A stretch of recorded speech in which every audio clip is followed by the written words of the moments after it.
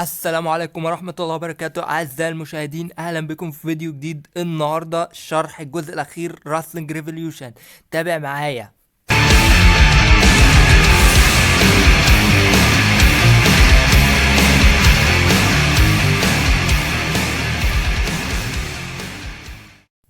يلا نبدأ يا أبطال. أول واحدة ديت المصارعين اللي بيلعبوا ضد بعض. اختار المصارعين اللي انت عايزهم يلعبوا ضد بعض.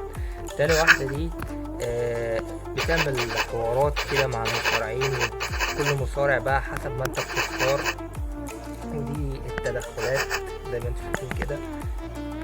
تالت واحدة ديت بتغير نوع الماتش اللي انت بتلعبه سبمشن، يعني عن ان هو يخضع للاستسلام او لاست مان ستاندينج.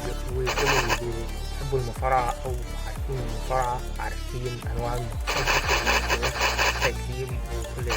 اللي تحت ده كله ده دوت وظيفته ان انت بتغير الماتش بس من غير ما تيجي ناحية دي. ماشي. الأخيرة دي الإرينا، الحلبة نفسها بتغير الموديل بتاع الحلبة.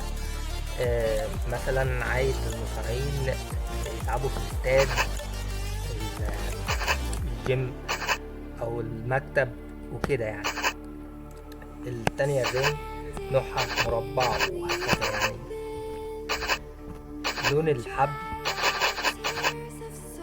وده لون العمود، وده الابرن زي ما انت شايف الصورة اللي قدامك دي. ودي الماكيتنج، حتة ارض كده تحت جنب الحلبة كده زي الصورة اللي قدامك دي. الديكور طبعا، وده حجم الحلبة وبيج القفص ولون الزاوية. اللوجو بتاع الابرن المرسوم قدامك ديت تبقى زي ما تشوف كده الكانفاس، يعني الأرضية بتاعت الحلبة. والبارل الروم، يعني غرفة الكواليس يعني. لما تعمل بارل يعني حاجز لحد الجمهور. ودوت حجم الجمهور.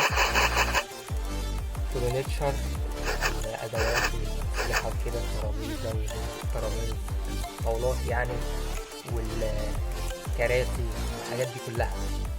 الأسلحة.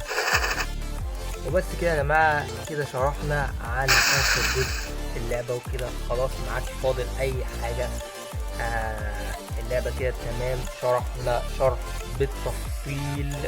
وبفكركم إن انتوا تشتركوا في القناة وتفعلوا زر الجرس علشان يوصلكوا كل جديد. وإن شاء الله هننزل فيديوهات عن ألعاب تانية كتيرة. وبس يا جماعة، باي.